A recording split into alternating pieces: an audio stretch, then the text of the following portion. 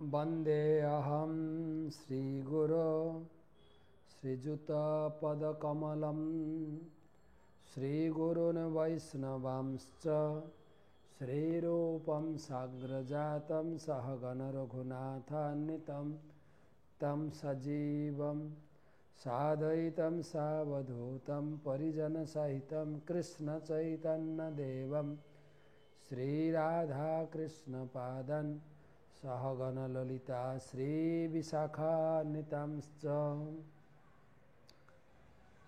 राधाकृष्ण प्रणय विकृति हादिन शक्तिरस्मा देकात्मनवपि भुवि पुरो देहभेदौ गतौ तौ चैकराख्यं प्रकटमधुना तद्वयं चैकमाप्तं तद्भावाढ्य समजनि गर्भसिन्धो हरिन्दो नमो ॐ विष्णुपादाय कृष्णप्रेष्ठाय भूतले श्रीमते भक्तिवेदान्त स्वामिनिति नामिने नमस्ते सारस्वते देवे गौरवाणी प्रचारिणे निर्विशेषशून्यवादी पाश्चात्यदेशतारिणे जय श्री कृष्ण चैतन्य प्रभु नित्यानंद श्री अद्वैत गदाधर श्रीवासदि श्री गौर भक्तबिंद हरे कृष्ण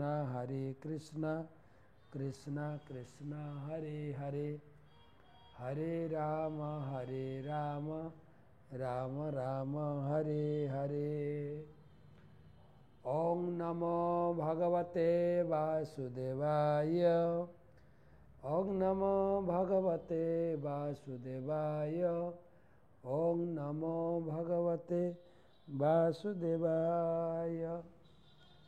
नारायणं नमस्कृत्य नरं चैव नरोत्तमं देवीं सरस्वतीं व्यासं ततो जयम् उदीरयेत् तमादिदेवं करुणानिधानं तमालवर्णं सुहितावतारम् अपार संसार समुद्रसेतुं भजामहे भागवत स्वरूपम्। ग्रंथराज श्रीमद् भागवतम पंचम स्कंधे चतुर्थ अध्याय दशम एकादश द्वादश तीनटे श्लोक पाठ करब।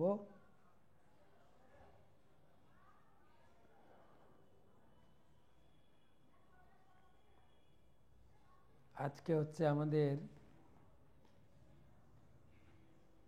1011तम भागवत रसमाधुरी सेमिनारे उपस्थित समस्त भक्तमंडली ममतामयी मातृमंडली के जानाई कृष्ण प्रीति शुभेच्छा अभिनंदन। गुरुपाद पद्मे प्रणाम निवेदन करे तार अहेतुकी कृपा आशीर्वाद प्रार्थना करी।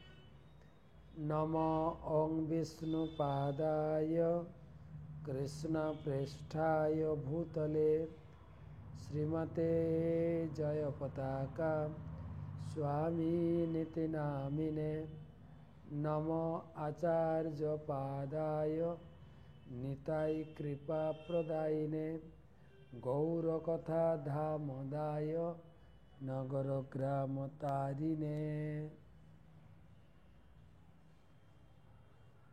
भागवत महत्व नित्यं भागवतं जस्तु पुराणं पठते नरः प्रत्यक्षरं भवेत् तस्य कपिला दानजं फलम। केउ यदि नियमित भागवत पाठ करे श्रवण करे कपिला गोदानेर फल लाभ करे। आसुन भागवत पाठ शुरू करी। दशम श्लोक তমনু কুশাবর্ত ইলাবর্ত ব্রহ্মাবর্ত মলয় কেতুভদ্র সেন ইন্দ্রস্পৃক বিদর্ভ কিকট ইতি নবতি প্রধানা। অনুবাদ: ভরতের কনিষ্ঠ আরো ৯৯ জন ভ্রাতা ছিল। তাদের মধ্যে কুশাবর্ত, ইলাবর্ত, ব্রহ্মাবর্ত, মলয়, কেতু, ভদ্রসেন, ইন্দ্রস্পৃক, বিদর্ভ ও কিকট এই ৯ জন জ্যেষ্ঠ। আমাদের এর আগের শ্লোকে আমরা পড়েছি যে ঋষভদেবের ১০০ জন পুত্র ছিলেন। আপনাদের মনে আছে, ঋষভদেব হচ্ছেন ভগবানের অবতার। তিনি নাভি মহারাজের কাছে সেই পিতৃপ্রদত্ত রাজ্য গ্রহণ করে তিনি প্রজাবৎসল ধার্মিকভাবে এবং খুব কঠিন হস্তে সেই রাজ্যভার গ্রহণ করেছিলেন। তারপরে জয়ন্তীকে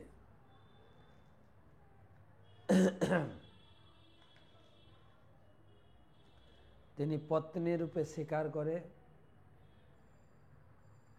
কর্তব্য পরায়ণ বোধে ১০০ পুত্রের জন্ম দিয়েছিলেন। আর তারই মতো ছিলেন সবাই। তার ভিতরে ভরত ছিলেন শ্রেষ্ঠ।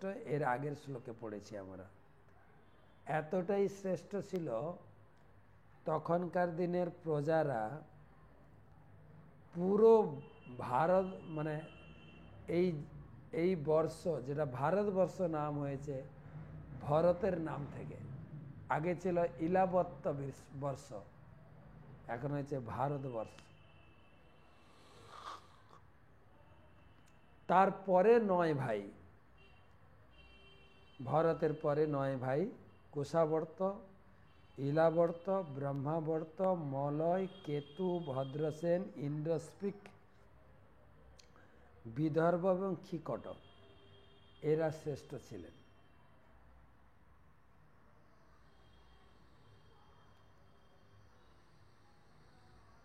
কবির হবির অন্তরিক্ষ প্রবুদ্ধ পিপ্পলায়ন আবির্হত্র অথ দ্রোমিল চমস কর ভাজন। আর তার মধ্যে তারপরে প্রথমে ভরত মহারাজ, তারপরে ৯ ভাই, তারা ছিলেন শ্রেষ্ঠ। তারপরের ৯ জন, তাদের পরবর্তী কবি, হবি, অন্তরিক্ষ, প্রবুদ্ধ, পিপ্পলায়ন, আবির্হত্র, দ্রুমিল, চমস এবং করভাজন, এই ৯ জন মহাভাগবত। তারা ছিলেন ভাগবতের মহান প্রচারক। পরমেশ্বর ভগবান বাসুদেবের প্রতি সুদৃঢ় ভক্তির জন্য তারা মহিমান্বিত। তাই তারা অতি উন্নত স্তরে অধিষ্ঠিত, চিত্তের শান্তি প্রদানকারী, বিধানকারী। তাদের সেই সুন্দর চরিত্র আমি পরে একাদশ স্কন্ধে বাসুদেব ও নারদ সংবাদে আলোচনা করব।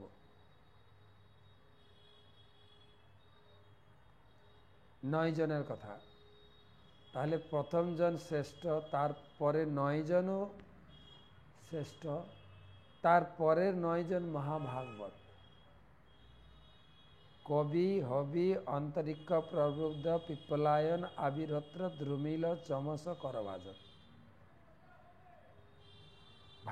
মহাভাগবত ভাগবতের প্রচারক এবং ভগবানের প্রতি সুদৃঢ় ভক্তিপরায়ণ। তাদের কথা আমি পরে আলোচনা করব। সুখদেব গোস্বামী বলছেন। ১০, ১১, ১২ হয়ে গেল, ১৩টা পড়ি। যবিয়াংশ একাদশী জায়ন্তেজা পিতুরাদেশ করা মহাশালিনা মহাক্ষত্রিয়া যজ্ঞশীলা কর্ম বিশুদ্ধা ব্রাহ্মণা বভুভু। ঋষভদেব এবং জয়ন্তীর উপরোক্ত 49 পুত্রের কনিষ্ঠ আরও 81 জন পুত্র ছিল। তাদের পিতার অনুসারে তারা অত্যন্ত বিনীত, বেদ নিপুণ, যজ্ঞপরায়ণ, সদাচাররত আদর্শ ব্রাহ্মণ ছিলেন।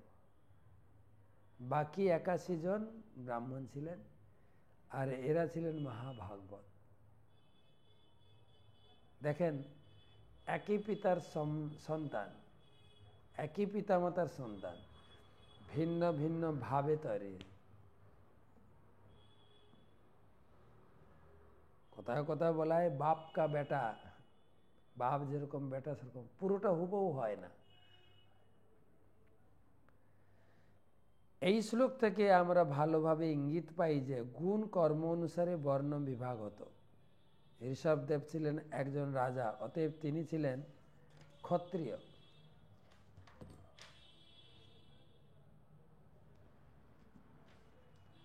কিন্তু তার 100 পুত্রের মধ্যে 10 জন ক্ষত্রিয়োচিত কার্যে যুক্ত হয়ে পৃথিবী শাসন করছিলেন, 9 জন মহাভাগবত হয়েছিলেন, তাদের স্থান ব্রাহ্মণদের থেকে ঊর্ধ্বে। অন্যান্য 81 জন পুত্র অত্যন্ত সুযোগ্য ব্রাহ্মণ হয়েছিলেন। এর ব্যবহারিক উদাহরণ থেকে বোঝা যায় কিভাবে মানুষ বিশেষ কার্যের যোগ্যতা অর্জন করেন গুণ অনুসারে, জন্ম অনুসারে নয়। জন্ম তো একই পরিবারে হয়েছে। জন্ম অনুসারে ব্রাহ্মণ, জন্ম অনুসারে মহারাজ ঋষভদেবের সব কয়টি পুত্রই ছিলেন ক্ষত্রিয়, কিন্তু গুণ অনুসারে তাদের কেউ ক্ষত্রিয় হয়েছিলেন, কেউ ব্রাহ্মণ হয়েছিলেন, এবং 9 জন শ্রীমদ্ ভাগবতের প্রচারক হয়েছিলেন, যার অর্থ হচ্ছে যে তাদের স্থিতি এবং ব্রাহ্মণদের ঊর্ধ্বে ছিলেন। তো মোটামুটি সুখদেব গোস্বামী ঋষভদেবের 100 পুত্রের ক্যাটাগরি, কে কোন স্তরে ছিলেন তার বর্ণনা দিলেন। প্রথম 10 জন পাক্কা ক্ষত্রিয়, তার ভিতরে ভরত ছিলেন শ্রেষ্ঠ। তারপরে ছিলেন 9 জন মহাভাগবত, বাকি 81 জন সদ্গুণ সম্পন্ন ব্রাহ্মণ ছিলেন। তো 13 পর্যন্ত পড়লাম। আজকে ভুবনেশ্বরের কিছু কথা আপনাদের শোনাবো বলছিলাম। তো সেই মহাপ্রভু তিনি শান্তিপুর থেকে বেরিয়ে হাঁটতে হাঁটতে রেমুনা থেকে যাজপুর, কটক হয়ে ভুবনেশ্বরে এলেন। তবে প্রভু আইলেন শ্রী ভুবনেশ্বর, গুপ্ত কাশী বাস যথা করেন শঙ্কর। ভুবনেশ্বরকে বলা হয় গুপ্ত কাশী। এখানে সাক্ষাৎ শিব, আপনারা আমার ভিডিওগুলো দেখেছেন আশা করি। সারা শহর শিব মন্দির, একাম্র কানন ছিল, এবং একটা বিশাল আম গাছের নিচে শিব পার্বতী থাকতেন। কোটি লিঙ্গেশ্বর, এখানে কোটি জ্যোতির্লিঙ্গ আছে এই পুরো ভুবনেশ্বরে। সর্বতীর্থ জল যথা বিন্দু বিন্দুয়ানি, বিন্দু সরোবর শিব সিজিলাপনি। বিন্দু সরোবরের কথাও আপনারা শুনেছেন, যেখানে পার্বতীর স্নানের জন্য বিভিন্ন ব্রহ্মাণ্ডের বিভিন্ন তীর্থ থেকে বিন্দু বিন্দু জল এনে সেই বিন্দু সরোবর তৈরি করেছেন। শিবপ্রিয় সরোবর জানি শ্রী চৈতন্য, স্নান করি বিশেষে। করিলাওতি ধন্য মহাপ্রভু তাতে স্নান করেছেন। দেখিলেন গিয়া প্রভু প্রকট শঙ্কর, চতুর্দিক শিব ধ্বনি করে অনুচ। তারপরে তিনি ভুবনেশ্বর সেই শিব দর্শনে গেলেন, দর্শন করলেন। চারিদিকে শিব ভক্তরা কি সুন্দর ধ্বনি করে শিবের গুণগান করছেন। চতুর্দিকে সারি সারি ঘৃতদীপ জলে, নিরবধি অভিষেক হইতেছে জলে। নিজ প্রিয় শঙ্করের দেখিয়া বিভব, তুষ্ট হইলেন প্রভু সকল বৈষ্ণব। যে চরণ রসে শিব বসন না জানে, হেন প্রভু নিত্য করে শিব বিদ্যমানে। যে শিব যার আরাধনা করে দিন রাত নিত্য কীর্তন করে থাকেন, নৃত্য করতে যে এমন উন্মাদ হয়ে নৃত্য করেন, গায়ের বসন যে খুলে কোথায় যায় ঠিক নাই। আমরা প্রতিদিন গান করি, কিবা শিব সুখ নারদ প্রেমে গদ গদ। মহাপ্রভুর সামনে, মহাপ্রভুর সন্ধ্যা আরতির সামনে শিব নারদ গদগদ হয়ে নৃত্য করেন। আজকে শিবের মন্দিরে সেই মহাপ্রভু নৃত্য করছে, কি অবাক কথা।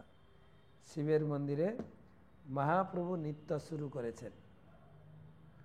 নিত্য গীত শিবাগ্রে করিয়া আনন্দ, সেই রাত্রি রহিলা সেই গ্রামে গৌরচন্দ্র। সেই স্থান শিব পাইলেন যেন মতে, সেই কথা কহি স্কন্দ পুরাণের মতে। শিব ঠাকুর এখানে কিভাবে এলেন তার একটা ইতিহাস শোনাবো, সেই জন্য এই ক্লাস। যদি আপনারা ইউটিউবে ভিডিও পেয়েছেন, ডিটেলস কাহিনী আমি এখানে প্রকাশ করছি। এখানে শিব ঠাকুর কি করে এলেন, স্কন্দ পুরাণের একটা কাহিনী। কাশী মধ্যে পূর্বে শিব পার্বতী সহিতে, আছিলা অনেক কাল পরম নির্ভীতে। তবে গৌরী সহ শিব গেলেন কৈলাস, নররাজগণে কাশী কর এ বিলাস। তবে কাশীরাজ নামে হইলা এক রাজ, কাশীপুরে ভোগ করি করি শিব পূজা। তো কাশীরাজ নামে এক রাজা ছিল, সে শিব পূজা করে অনেক শক্তি লাভ করেছিল। দৈবে আসি কাল পাস লাগিল তাহারে, উগ্র তপে শিব পূজে কৃষ্ণ জিনিবারে।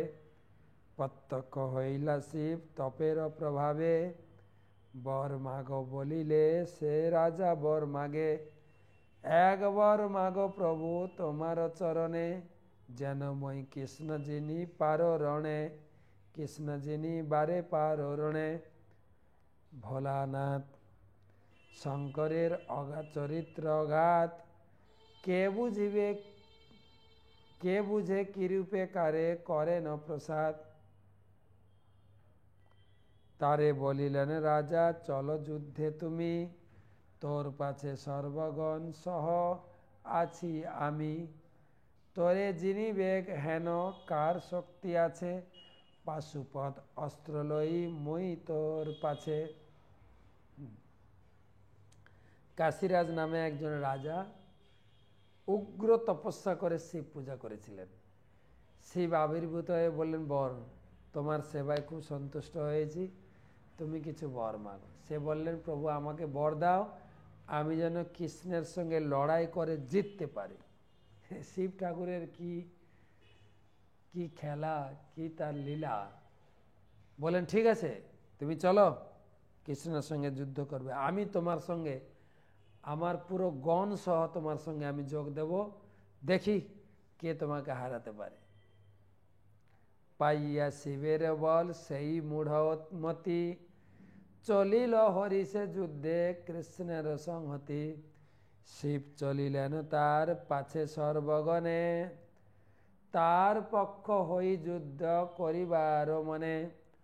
সর্বভূত অন্তর্যামী দেবকী নন্দন, সকল বৃত্তান্ত জানিলেন সেইক্ষণ, জানিয়া বৃত্তান্ত নিজ চক্র সুদর্শন, এড়িলেন কৃষ্ণচন্দ্র সবার দলন, কারো অব্যাহতি নাই সুদর্শন স্থানে, কাশীরাজ মুন্ড দিয়া কাটিল প্রথমে।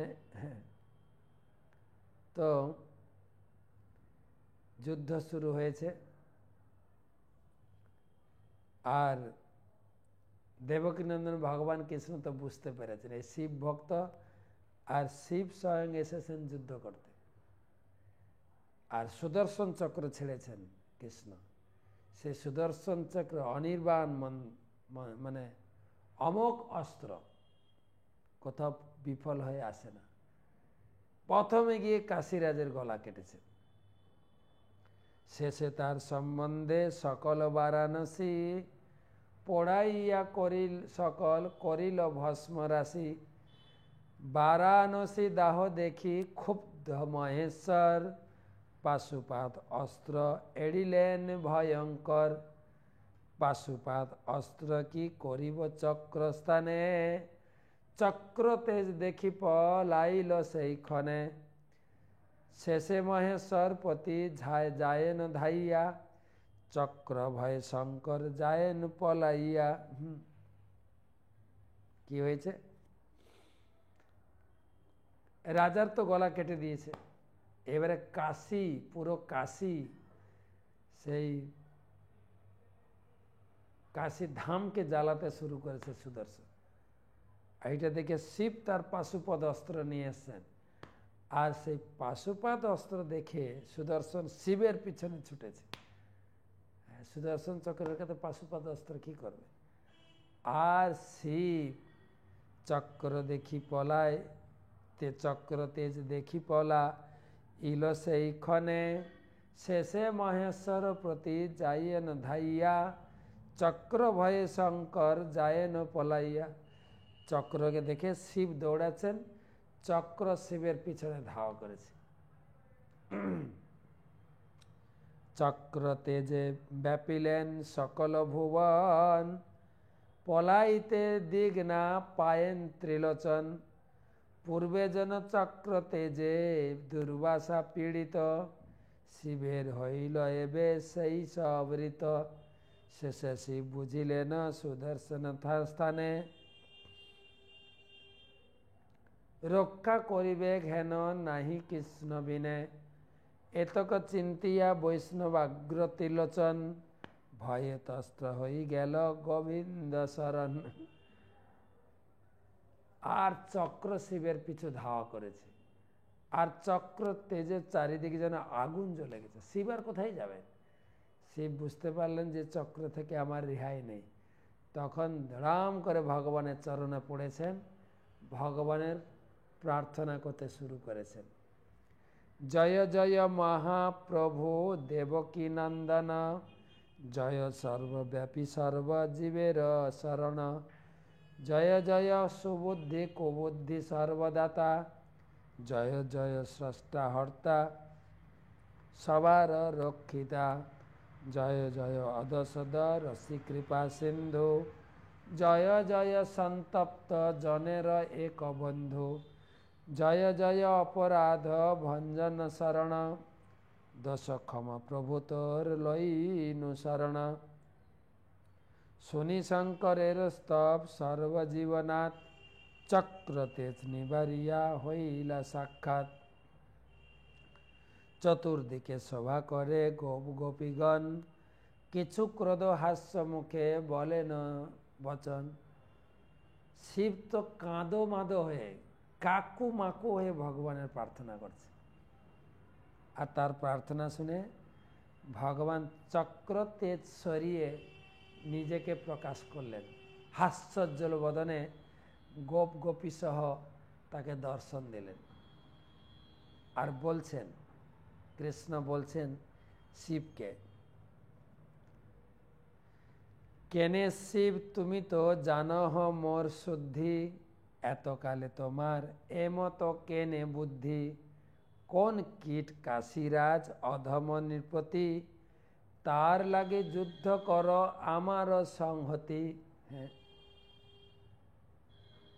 তোমার তো মাথাটা খারাপ হয় কেন?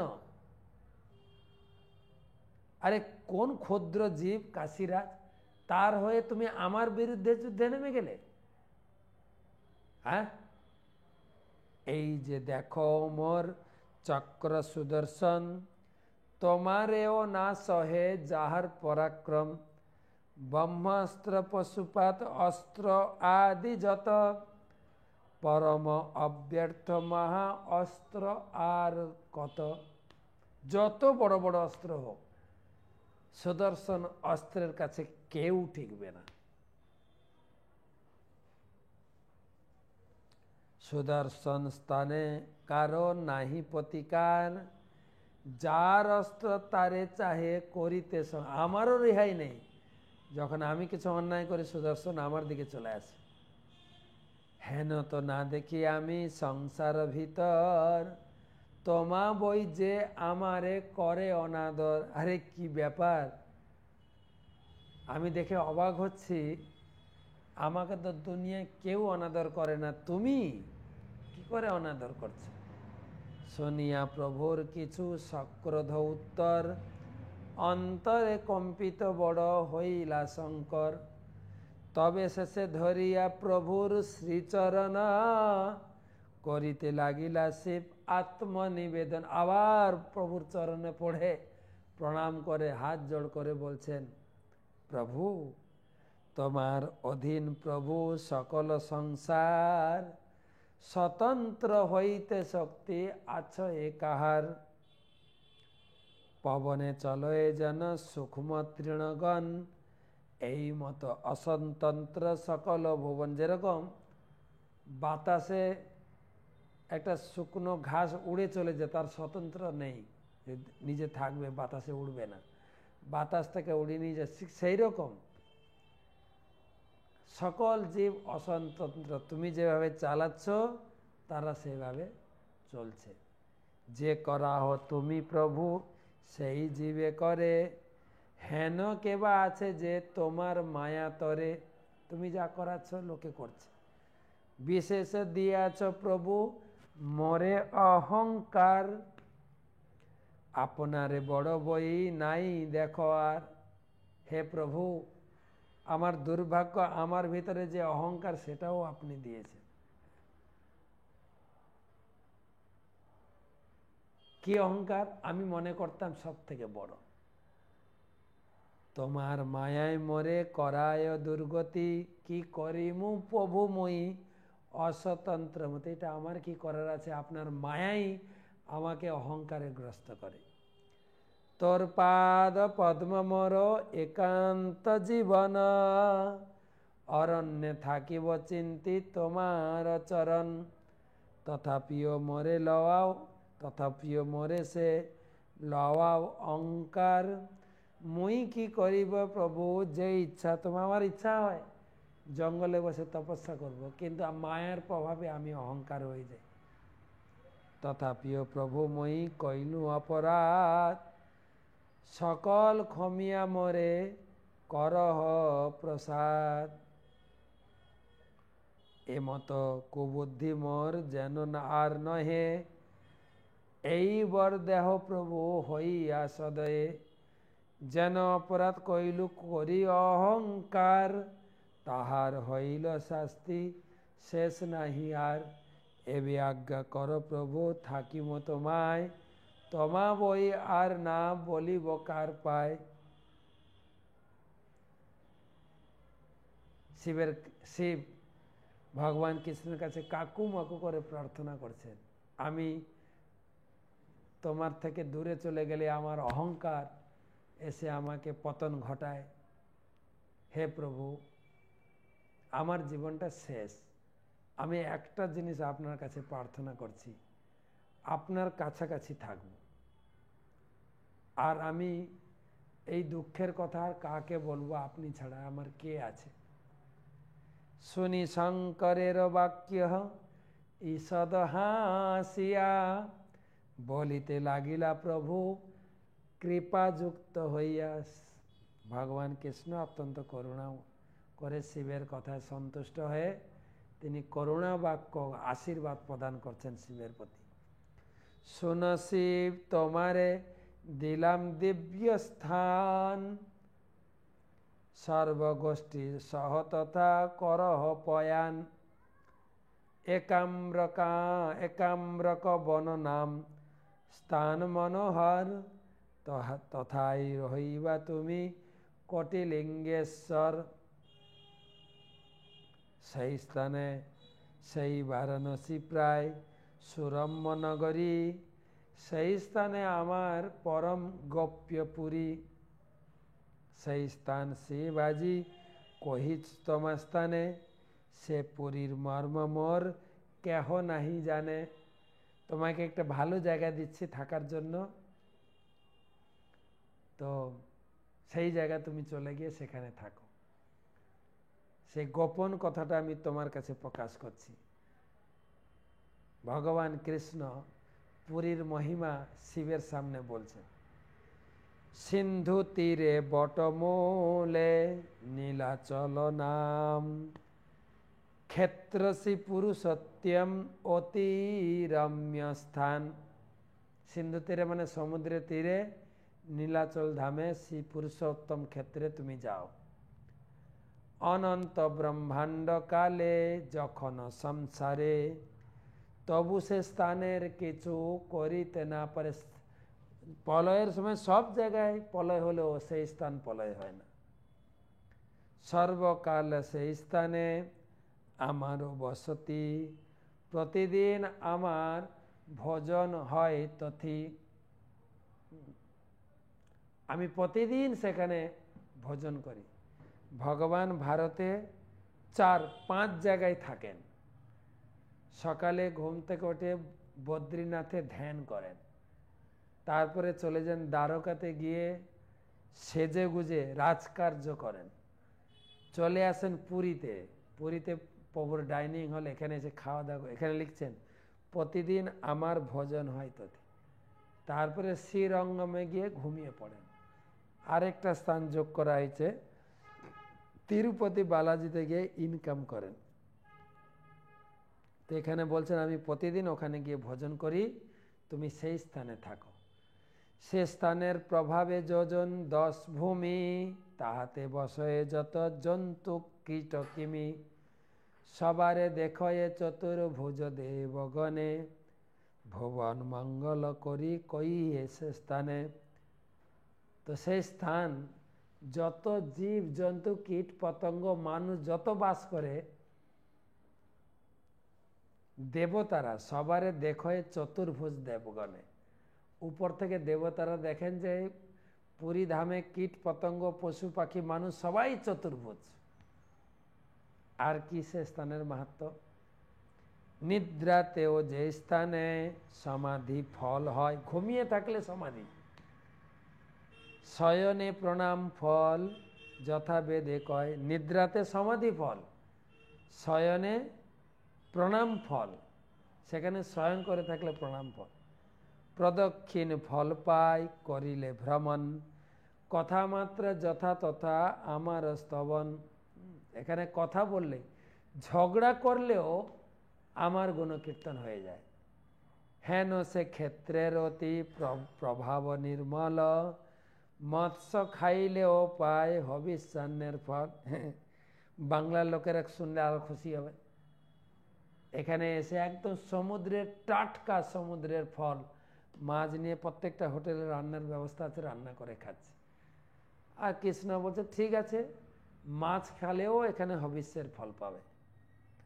নিজ নামে স্থান মোর প্রিয় হেন প্রিয়তম, তাহাতে যতক বৈশে সে আমার সম। পুরীতে যতজন বাস করে আমার খুব প্রিয়। সে স্থানে নাহিক যম দণ্ড অধিকার, আমি করি ভালো মন্দ বিচার সবার। এখানে যমের কোনো অধিকার নেই, কেউ যম কারোর বিচার করতে পারবে না, আমি সরাসরি বিচার করি সবার পরিধামে।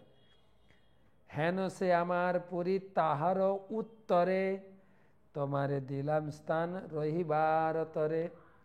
ভক্তি মুক্তি পদ সেই স্থান মনোহর, তথা তুমি খ্যাত হইবা শ্রী ভুবনেশ্বর। শুনিয়া অদ্ভুত পুরী মহিমা শঙ্কর, পুনশ্রী চরণ ধরি করিলা উত্তর। সেই পুরীধামের উত্তরে ভুবনেশ্বরে তোমাকে স্থান দিলাম, যেখানকার মহিমা এতক্ষণ বললাম। তখন শিব ঠাকুর কৃষ্ণের চরণ ধরে বলছেন, শুন প্রাণনাথ মোর এক নিবেদন, মই সে পরম অহংকৃত সর্বক্ষণ। হে প্রভু, আমি তো অহংকারী, আপনি জানেন। এতে তোমারে ছাড়ি আমি অন্য স্থানে, থাকিলে কুশল মোর নাহি কখনে। তোমার নিকটে থাকি সবে এ মোর মন, দুষ্ট সঙ্গ ভালো দোষে নাহি কথন। এতে আমারে যদি থাকে ভৃত্য জ্ঞান, তবে নিজ ক্ষেত্রে মোরে দেহ এক স্থান। ক্ষেত্রের মহিমা শুনি শ্রীমুখে তোমার, বড় ইচ্ছা হইল তথা থাকিতে আমার। নিকৃষ্ট হইয়া প্রভু সেবিমু তোমারে, তথায় তিলেক স্থান দেহ প্রভু মোরে। ক্ষেত্রবাস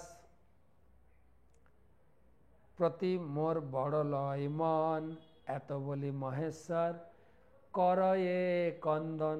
কান্নাকাটি করে বলছেন, প্রভু না, ভুবনেশ্বরে পাঠান না, আমি পুরীতে থাকবো। আপনার মুখে পুরীর মাহাত্ম্য শুনে আমার খুব ইচ্ছা হয়েছে, আপনার কাছাকাছি থাকবো। আর আপনি তো জানেন আমি অহংকারী, আপনার থেকে দূরে গেলে আমার মাথাটা খারাপ হয়ে যায়, আবার আপনার চরণে অপরাধ করব। প্লিজ আমাকে আপনার কাছে পুরীতে রাখুন। শিব বাক্যে তুষ্ট হই শ্রীচন্দ্রবদন, বলিতে লাগিলা তারে করি আলিঙ্গন। শিবের এই কথা শুনে কৃষ্ণ বলছেন, শুনো শিব মোর নিজ, শুনো শিব তুমি মোর নিজ দেহ সম। যে তোমার প্রিয় সে মহার প্রিয়তম, যথা তুমি তথা আমি ইতে নাহি আন। সর্বক্ষেত্রে তোমারে দিলাম আমি স্থান। আমি যেখানে আছি তুমি সেখানে থাকবে, আর তুমি যেখানে আছো আমি সেখানে থাকবো। আমার দুজনের ভেদ নেই। ক্ষেত্রের পালক তুমি সর্বথায় আমার, সর্বক্ষেত্র তোমারে দিলাম অধিকার। তুমি ক্ষেত্রের পালক, সমস্ত যেখানে যেখানে আমার ধাম আছে, বৃন্দাবন, নবদ্বীপ, হরিদ্বার, পুরী, সব জায়গায় তোমাকে আমি দিলাম, আমার ধাম রক্ষা করবে। একাম্র বন যে তোমারে দিল আমি, তাহাতে পরিপূর্ণ রূপে থাকো তুমি। সেই ক্ষেত্র আমার পরম প্রিয় স্থান, মোর প্রীতে তথায় থাকিবে সর্বক্ষণ। তুমি সব ক্ষেত্রে ধাম রক্ষক রূপে থাকবে, কিন্তু ভুবনেশ্বরে পূর্ণ স্বরূপে থাকবে। যে তোমার ভক্ত হই, যে আমার ভক্ত হই, তোমা অনাদরে সে আমারে মাত্র যেন বিড়ম্বনা করে। আমার ভক্ত হয়ে তোমাকে যে অনাদর করবে, সে তাকে আমি ত্যাগ করব। হেন মতে শিব পাইলেন সেই স্থান, অদ্যাপিও বিখ্যাত ভুবনেশ্বর ধাম। শিব প্রিয় বড় কৃষ্ণ তাহা বুঝাইতে, নিত্য করে গৌরচন্দ্র শিবের সাক্ষাৎ। এবারে বোঝা গেল এখানে ভুবনেশ্বর কেন নাম হলো, আর শিব এখানে এই স্থানটা পেলেন কি করে। স্কন্দ পুরাণ থেকে বৃন্দাবন দাস ঠাকুর উদ্ধৃত করে চৈতন্য ভাগবতে লিখেছেন।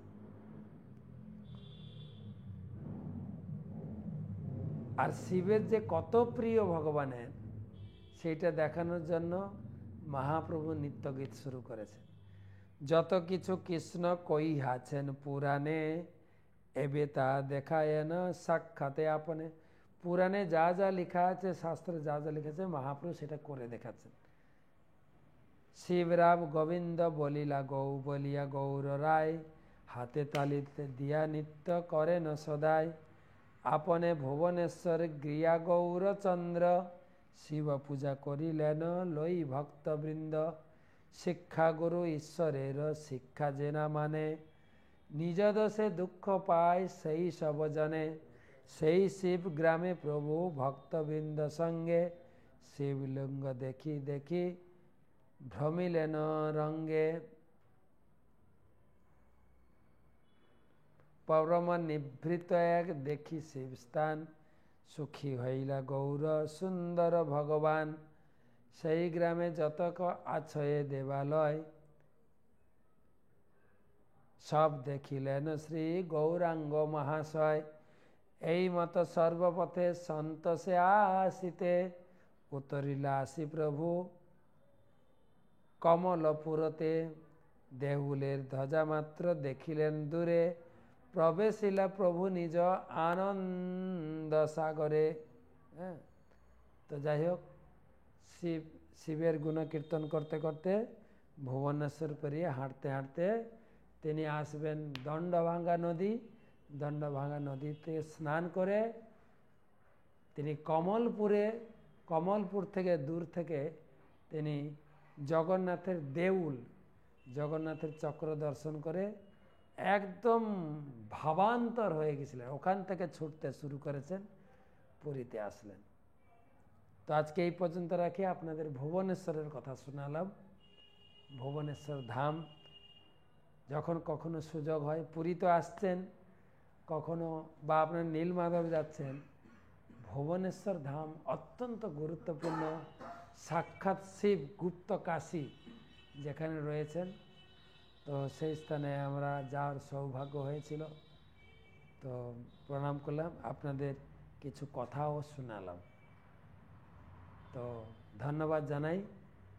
জয় শ্রী জগন্নাথ, জয় শিবরাম কি জয়।